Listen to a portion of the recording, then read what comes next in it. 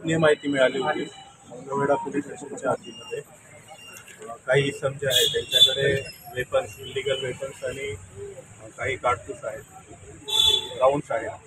तर या माहितीच्या आधारे आम्ही आमच्या LCBच्या टीमला गोपनीय पद्धतीने तिथे पाठवलं रेड करण्यासाठी.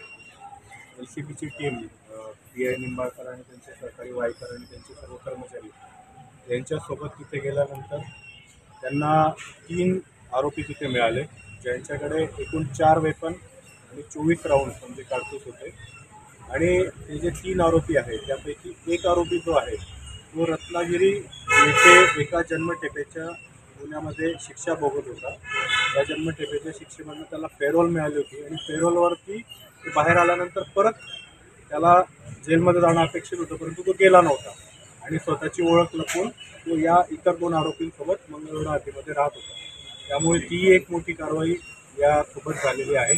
यातील जे आरोपी ते जन्म भोगणारे आरोपी आणि काही पेरोलवरचे आरोपी, अशा पद्धतीने आरोपी जे ते खूप गुन्ह्यातले आरोपी यामध्ये होते. त्यांना आपण आणखी या गंभीर गुन्ह्यांमध्ये दिला आहे. त्यामुळे उल्लेख कामगिरी प्रोग्राम जे ते माफ करतो. तर यातील आरोपी जे आहेत फाईक मुस्ताक कळंबेकर, दुसरा आरोपी जो आहे तो निगोंडा हनुमंत बिराजदार आणि आणखी राजकुमार बिराजदार, असे 3 आरोपी आहेत. तर वेपन्सचा उद्देश काय होता? विक्रीचा उद्देश नव्हता, साठीच त्यांनी सोबतलेले होते. माहिती आहे तरी चॅम्पियनच्यामध्ये चौकशी आहे. आमचे आरोप आहेत ते अगोदर एका गुन्हा आरोपी, त्यामुळे ते वेपन्स काढले होते त्यासाठी त्याची अजून पुढे तपशील क्राईम तपशील पुढीचा उद्देश की दुपारी होती काय? आम्ही आता त्यांची रिमांड दिली आहे. त्या रिमांडचं आम्ही त्याची त्यामुळे गोष्ट नव्हती की तीन आरोप आहे तो राजकीय वगैरे